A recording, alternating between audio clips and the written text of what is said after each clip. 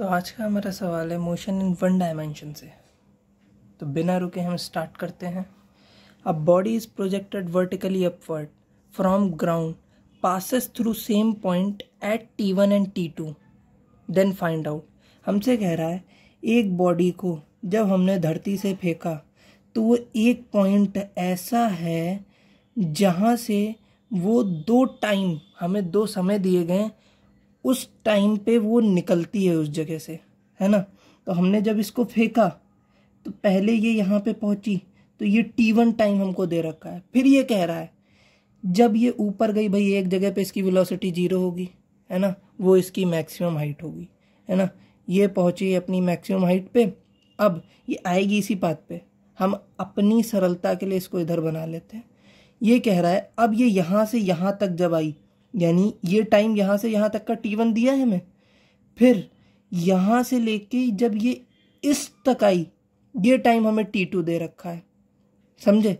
ये time T1 और ये पूरा हमें T2 दे रखा है, समझे। अब ये वापस भैया धरती पे ही आएगी, है ना। तो जितना ये टाइम T1 यहाँ से ऊपर जाने में लिया उतना ही टाइम तो ये ऊपर से नीचे आने मिलेगा यहाँ से, तो ये भी तो T1 ही होगा, है ना। तो अगर ये यहाँ से लेके यहाँ तक है T2 और यहाँ से यहाँ तक है T1, तो टोटल टाइम क्या हुआ T1 प्लस T2। और हमसे पहली क्या कहा गया है निकालने के लिए, time of flight. Time of flight होता क्या है, ऐसा बंदा जो हवा में जितनी देर तक रुके वही टाइम ऑफ फ्लाइट। मतलब कोई चीज़ हवा में जितनी देर रहेगी वही उसका टाइम ऑफ फ्लाइट कहलाता है। तो ये कितनी देर हवा में रही, पहले यहाँ से यहाँ तक T2, फिर यहाँ से यहाँ तक T1, तो टोटल टाइम हमारे पास T1 प्लस T2 आ गया, यही इसका टाइम ऑफ फ्लाइट हो गया।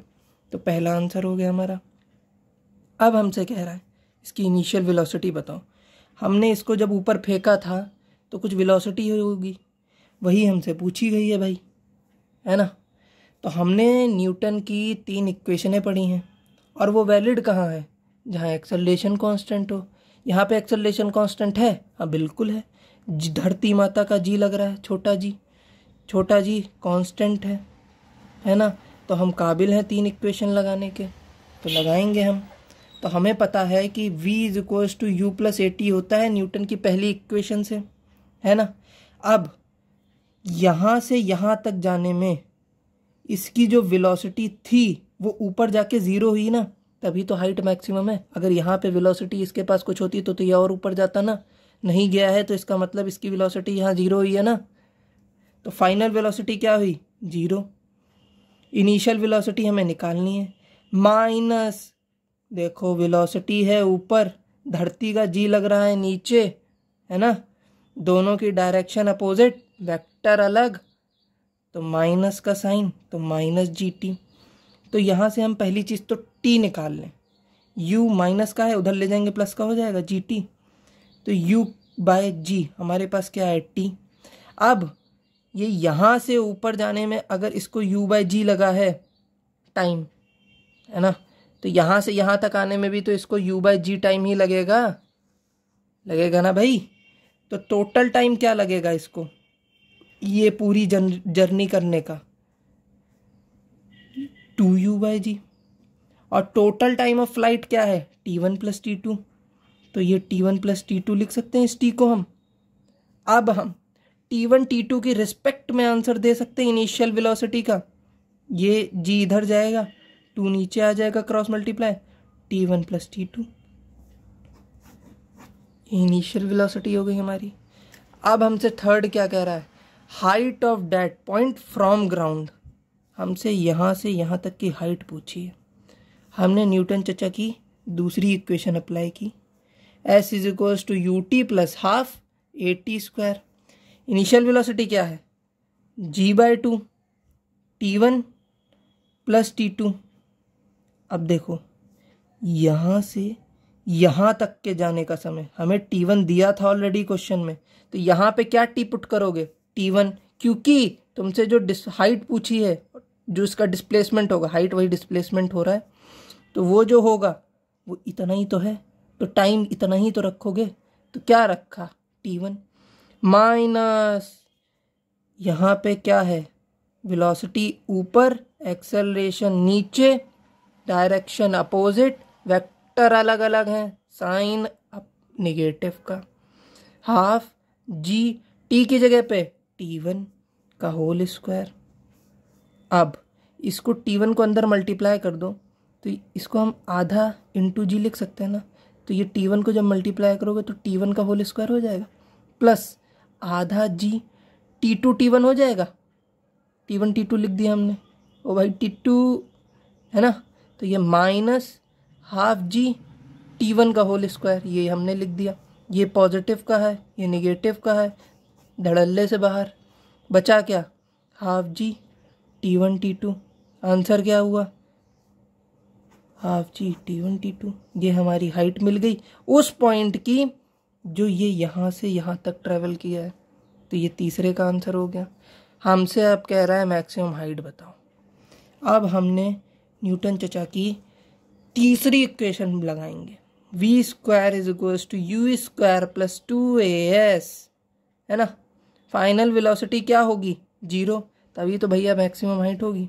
0 is equals to u square plus नहीं आएगा, माइनस, क्योंकि वेलोसिटी है ऊपर, जी है नीचे, डायरेक्शन है अपोजिट, इसलिए नेगेटिव। 2g, s की जगह हम क्या लिखें, h मैक्स। इस माइनस वाले को उधर ले जाएं तो ये 2g h मैक्स आ गया। अब u स्क्वायर हमने क्या निकाला था, g/2 T1 प्लस T2 निकाला था ना, है ना। तो अब हम इसको g/2 T1 plus g/2 T2 का होल स्क्वायर लिख दें, है ना। इसको हमने अंदर मल्टीप्लाई कर दिया और कुछ नहीं किया है, ज़्यादा घबराओ नहीं, कुछ नया नहीं है, छठी सातवीं का मल्टीप्लिकेशन है। इसका स्क्वायर करो, जी स्क्वायर T1 का whole square by 4 plus g square T2 का whole square by 4 plus 2a square plus b square plus 2ab होता ना, 2g/2 T1 into g/2 T2, यानी 2g इंटू जी करोगे जी स्क्वायर, 2/2 नीचे 2 है, 4 हो जाएगा, T1 T2 हो जाएगा, है ना। कुछ नया नहीं है, घबराओ नहीं, है ना। तो ये तुम्हारा 2 कैंसिल कर दिया हमने।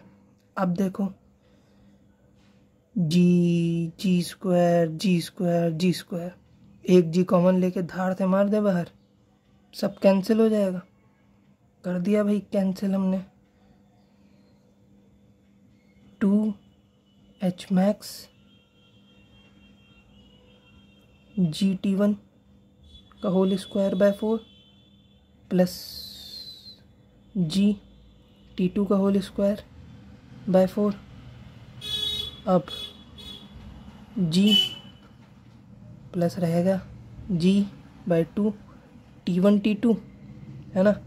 h मैक्स लिखने के लिए हम इस 2 को इधर ले जाएं तो ये आधा आ जाएगा, इसके आगे जब यहाँ से हटाएंगे तो इसको अंदर मल्टीप्लाई कर दें, हम g कॉमन ले लें, ले लिया, 2 कॉमन ले लें, 1/2, तो बाहर 2 है, 2 कॉमन आ जाएगा तो 4, क्या बचा, T1 का whole square by 2 plus T2 का whole square by 2 plus T1 T2 by 2 का है रहेगा, 2 तो कॉमन ही ले लिया ना तुमने। ये तुम्हारा आंसर हो गया, है ना। ये दिल्ली कुछ नहीं है, यहाँ कुछ नहीं रखा, ये आंसर है तुम्हारा। Thank you.